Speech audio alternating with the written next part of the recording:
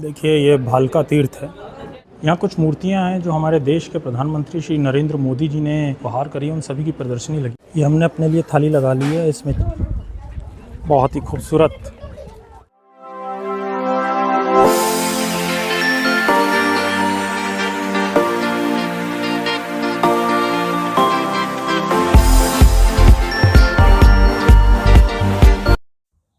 सोमनाथ यात्रा के दूसरे एपिसोड में स्वागत है। इसमें हम चलेंगे सोमनाथ में घूमने लायक अन्य दर्शनीय स्थलों पर। सबसे पहले चलते हैं भीड़भंजन महादेव मंदिर।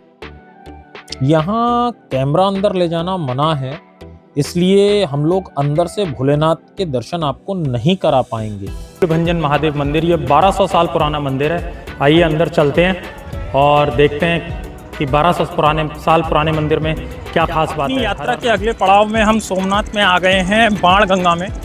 भीड़भंजन महादेव के बाद बाणगंगा। देखिए आपको यहाँ दो शिवलिंग दिखाई दे रहे हैं। बाणगंगा ये पहला शिवलिंग मैं आपको दिखा रहा हूँ, यहाँ लोग पूजा कर रहे हैं, और दूसरा शिवलिंग वहाँ पर है।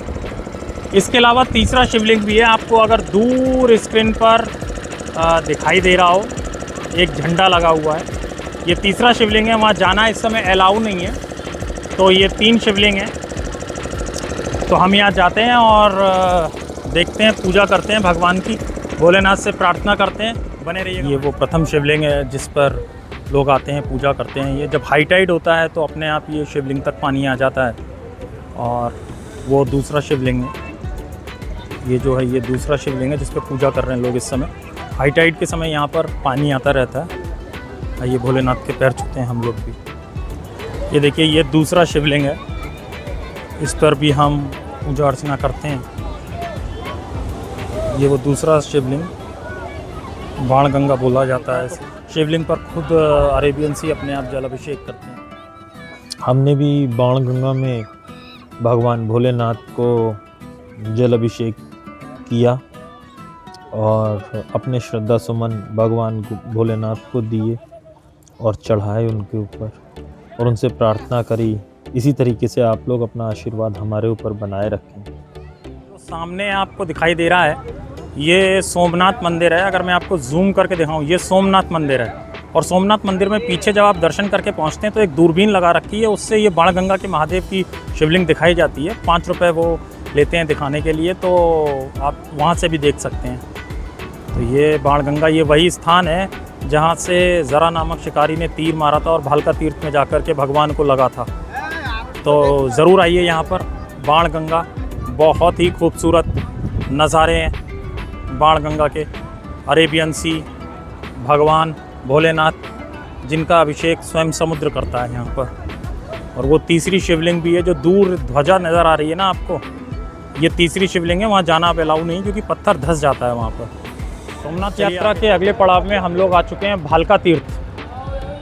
भालका तीर्थ एक ऐसी जगह है, इसके बारे में आपको बताऊंगा, इसकी क्या कहानी है। आइए अंदर चलते हैं भालका तीर्थ। भालका तीर्थ के बारे में मैं बता दूं कि ज़रा नामक शिकारी ने यहाँ से जैसे जो अभी हम होकर के आए हैं भीड़भंजन महादेव और उसके बाद बाणगंगा, वहाँ से तीर चलाया था और यहाँ भगवान कृष्ण के पैर में आके लगा था और भगवान कृष्ण ने अपने देह का त्याग किया था। तो भालका तीर्थ वही स्थान है जहाँ भगवान कृष्ण ने अपनी देह का त्याग किया था।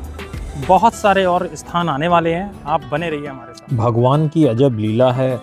जब भगवान विश्राम कर रहे थे तो ऋषि दुर्वासा के श्राप के कारण उन्हें जरा ने तीर मार दिया, और ठीक वैसी ही प्रतिमा एक यहाँ पर बनाई गई है। और वो पेड़ भी यहाँ पर मौजूद है जिसके नीचे भगवान कृष्ण बैठे हुए थे और उन्हें तीर लगा, और उसके बाद जरा पश्चाताप करते हुए यहाँ पर दिखाया गया है।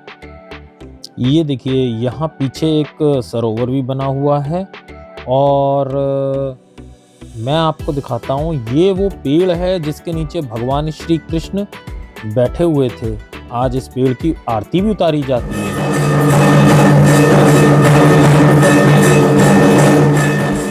आइए यात्रा के अगले पड़ाव श्री राम मंदिर चलते हैं। सोमनाथ यात्रा के अगले पड़ाव में हम लोग आ गए हैं भालका तीर्थ के बाद श्री राम मंदिर में। और राम मंदिर को हम लोग विज़िट करेंगे अंदर से, और यहाँ पर भोजन भी करेंगे।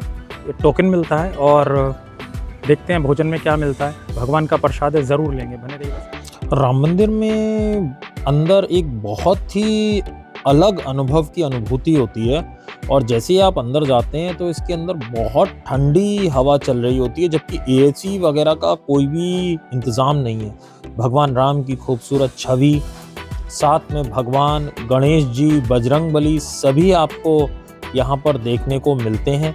और जैसे शुरुआत में मैंने बताया, आप यहाँ टोकन प्राप्त कर सकते हैं और निःशुल्क भोजन कर सकते हैं, और भंडारे के प्रसाद जैसा स्वाद तो मैंने कहीं चखा ही नहीं। कहते हैं राम जी की कृपा है, ये हनुमान जी और ये गणेश जी, बहुत ही खूबसूरत दर्शन राम है। मंदिर में इस तरीके से लोग विशेष रजिस्टर रहते हैं जिसमें वो राम राम लिख करके जाते हैं, और राम लिख रहे होते हैं वो। इन रजिस्टर्स में राम राम लिखा जाता है, और एक तरीके से ये इस बात का सबूत भी होते हैं कि आप यहाँ आए थे। तो इस तरीके के रजिस्टर्स होते हैं जिसमें आप यहाँ पे राम लिख सकते हैं। यहाँ कुछ मूर्तियाँ हैं जो हमारे देश के प्रधानमंत्री श्री नरेंद्र मोदी जी ने सोमनाथ ट्रस्ट को गणेश जी की उपहार करी है। उन सभी की प्रदर्शनी लगी हुई है यहाँ पर। देखिए, मैं आपको दिखाता हूँ। ये सब नरेंद्र मोदी जी ने गिफ्ट किए हैं जब वो मुख्यमंत्री रहे, प्रधानमंत्री रहे, सोमनाथ ट्रस्ट को। ये सारी की सारी मूर्तियाँ, छोटी या बड़ी हुई, सब नरेंद्र मोदी जी ने गिफ्ट की हैं। ये देखिए, पूरा का पूरा। वे जब भी सोमनाथ आते हैं, गणेश जी की कोई ना कोई मूर्ति ज़रूर गिफ्ट करते हैं। ये देखिए, ये सब एक प्रदर्शनी लगाई गई है जो सब नरेंद्र मोदी जी ने, जो हमारे देश के प्रधानमंत्री हैं, गुजरात के 3 बार मुख्यमंत्री भी रह चुके हैं। तो ये सारी की सारी गणेश जी की जो मूर्तियाँ हैं, ये सब उन्होंने ही गिफ्ट करी हैं सोमनाथ ट्रस्ट को। ये देखिए, उनकी प्रदर्शनी यहाँ लगाई गई है। ये देखिए, ये सब कितना खूबसूरत है। प्रधानमंत्री जी का भाव सोमनाथ जी के लिए। जुड़े रहेगा हमारे साथ। देखिए, यदि आपको राम मंदिर में निःशुल्क भोजन प्राप्त करना है, जो 11 बजे से लेकर के 3 बजे तक रहता है, तो आपको यहाँ ये काउंटर बना हुआ है। इस काउंटर से एक टोकन मिल जाएगा। इस तरीके से ये फ्री ऑफ कॉस्ट रहता है। ये देखिए, ये फ्री ऑफ कॉस्ट टोकन रहता है, और ये टोकन आपको नीचे ले जा कर के देना है, और वहाँ भोजन आपको दे दिया जाएगा। और ये डेली 11 बजे से 3 बजे तक व्यवस्था रहती है। बने रहिएगा साथ में। भोजन ये नीचे यही वही टोकन से लोग जो भोजन करते हैं वो यहाँ कराया जा रहा है। आपको टोकन देना पड़ता है। यहाँ बैठ करके आपको, एक तरीके से मेरा मानना है कि बफर टाइप का होगा, और आपको ले करके खाना होगा। ये देखिए, ये सभी लोग भोजन कर रहे हैं, और आइए हम लोग भी इस तरीके से यहाँ पर भोजन दिया जाता है।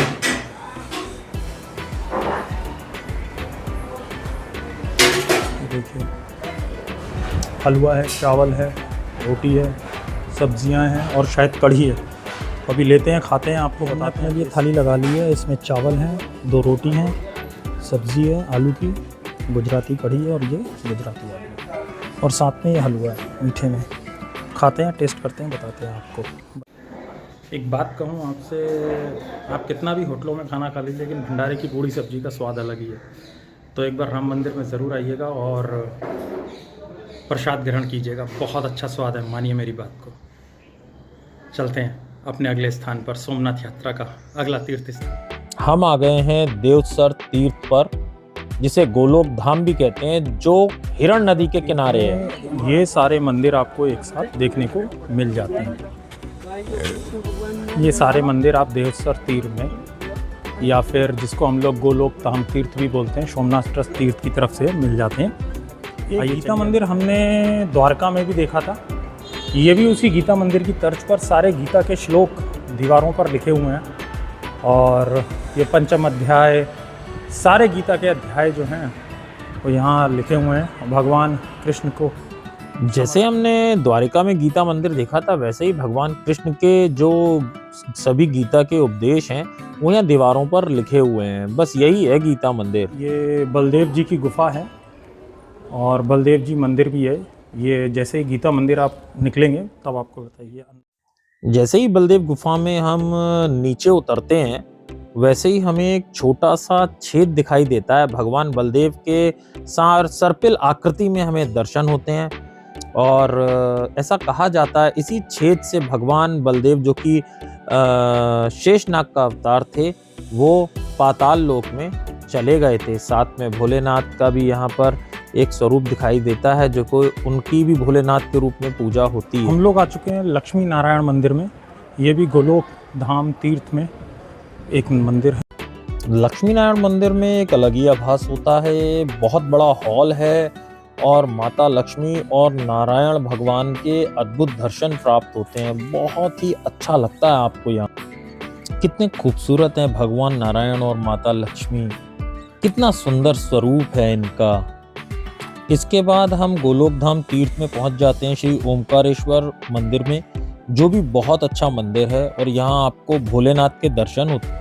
ये गोलोक धाम तीर्थ में श्री कृष्ण की चरण पादुकाएं, और यहीं पर भगवान कृष्ण ने अपनी देह का त्याग किया था।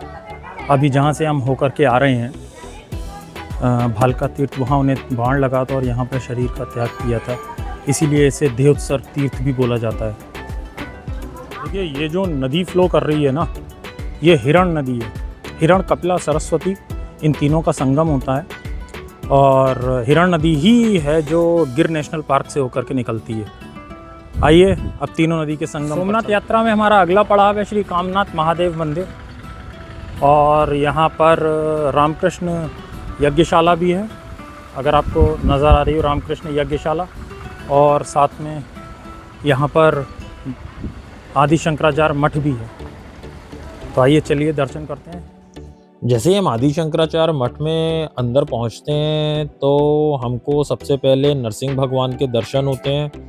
उसके बाद फिर अंदर आपको भगवान नारायण के दर्शन होते हैं, और आदि शंकराचार्य मठ में भगवान भोले शंकर हैं जिनके आप दर्शन करते हैं।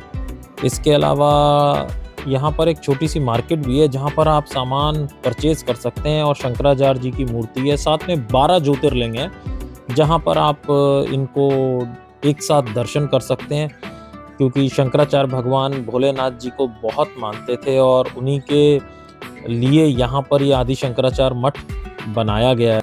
जब भी आप जाएं सोमनाथ तो शंकराचार्य मठ जरूर जाएं, और यहाँ पर एक शंकराचार्य जी की गुफा भी है। अंत में हम लोग आ गए हैं हिरण, कपिला और सरस्वती नदियों के संगम पर। अभी मैंने हिरण नदी आपको दिखाई थी, और अंदर चलते हैं, तीनों का संगम दिखाते हैं। ये देखिए, ये कुछ इस तरीके का घाट बना हुआ है और समुद्र से इनका कॉन्फ्लक्स भी हो रहा है तीनों नदियों का। हिरण, कपिला, और मुरारजी भाई देसाई ने इस मॉन्यूमेंट को और इस जगह को, इस घाट को बनाया है। यहाँ लोग पक्षियों को दान करते हैं। दान करना यहाँ बहुत विशेष महत्व माना जाता है। ये देखिए हिरण, कपिला, सामने अरेबियन सी से मिलती हुई ये नदियाँ। ये देखिए बहुत ही अच्छा यहाँ पे नज़ारा, बहुत अच्छा। बहुत ठंडी हवा चल रही है इस समय यहाँ, बहुत अच्छा लग रहा है। बहुत ही खूबसूरत ये नज़ारा है, अद्भुत। उम्मीद है ये वीडियो आपको बहुत पसंद आया होगा। चैनल को सब्सक्राइब करके वीडियो को लाइक शेयर ज़रूर कीजिएगा। साथ निभाने के लिए धन्यवाद।